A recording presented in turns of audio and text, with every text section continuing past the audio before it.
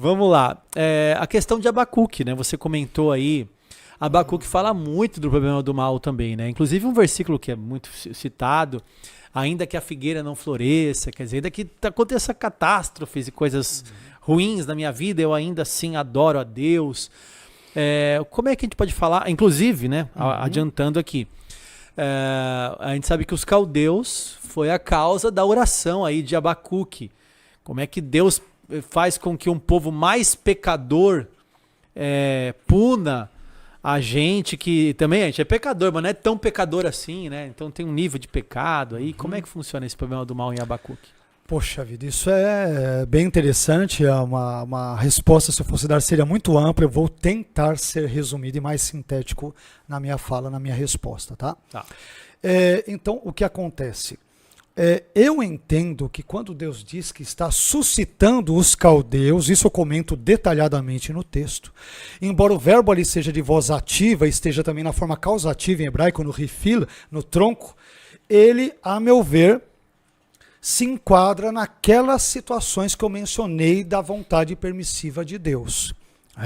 Então o que acontece? Deus é onisciente, ele obviamente sabe de todo o cenário político, econômico e bélico lá, e sabendo a atitude de antemão onisciente, que é conquistadora dos babilônios, que por onde passam destroem todos os lugares, nações e povos, sabendo que isto se daria com Judá, Deus simplesmente ali, podendo impedi-los de fazerem, Deus permite-lhes que eles façam aquilo que Deus já prevê que eles farão.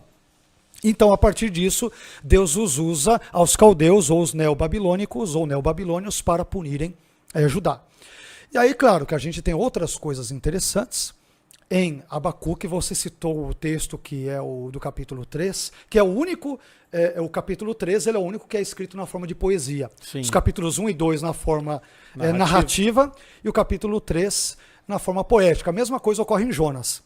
Capítulos 1, 3 e 4 de Jonas narrativa, só o capítulo 2 quando ele está no interior do peixe. Como que vai entender isso? Né? O sujeito no interior do peixe com poema, aí não dá, né? Mas enfim, tem que ter muita graça de Deus para isso. Mas enfim, só uma digressão.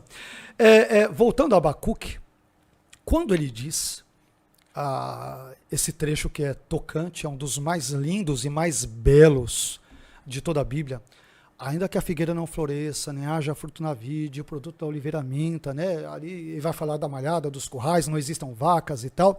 Todavia eu me alegrarei no Senhor, exultarei no Deus da minha salvação. O hebraico ainda é enfático na pessoa, ele diz, eu exultarei no Deus da minha salvação. O hebraico é enfático. Olha que interessante. Isso poderia ser evitado. Deus determinou, poderia. Se você ler, fazer uma exegese bem simples, não precisa nem ir para o hebraico, só pegar a Bíblia em português, tá? Não precisa disso aí. Ele fala ali que ainda que a oliveira, né, não deu seus frutos lá, as azeitonas e tal, e a figueira e a videira e tal. Quando a gente vai para Deuteronômio capítulo 28, o que diz lá? Deuteronômio 28, até a metade primeira do texto fala das bênçãos, que muitos só querem as bênçãos ali. Só quer o comecinho. Na segunda metade fala das maldições. A maior parte é sobre as maldições. Sim. Se você força de expressão, qualquer pessoa, se der ao trabalho de ler, você vai ver o que Deus diz ali. Isso já foi antecipado na época de Moisés. Abacuque está no contexto do ano 605, mais ou menos por aí antes de Cristo, e obviamente a Torá, Deuteronômio, vamos pegar a época de Moisés, século 14. Olha a distância.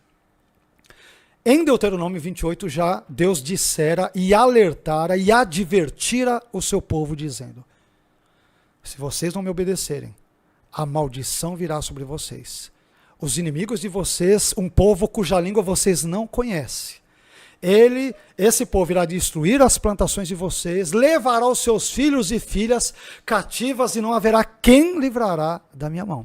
É o que acontece com Abacuque no cenário dele. Então é condicional, é ser. Exatamente. Não, condicional. Deus preordenou para não sei o que lá, nada disso.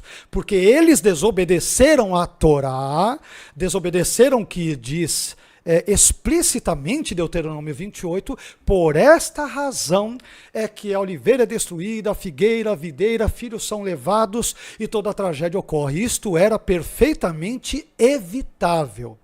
Mas como eles mergulharam no pecado e desobedeceram a palavra de Deus, Deus prometeu fazer o que lhes fez a partir do que está escrito em Deuteronômio 28. Então, o cativeiro, por exemplo, babilônico poderia ser profundamente e totalmente evitado. Não tinha nada de um decreto que tinha que ocorrer se eles se arrependessem dos seus pecados e obedecessem a Deus, Deus não precisaria enviar babilônios. Por que Deus envia? Porque eles agem assim. Provérbios 16:4. O ímpio vai agir na impiedade, que é o contexto de Abacuque, tá bom. Então você vai colher aquilo que você está plantando. Tão simples quanto isso.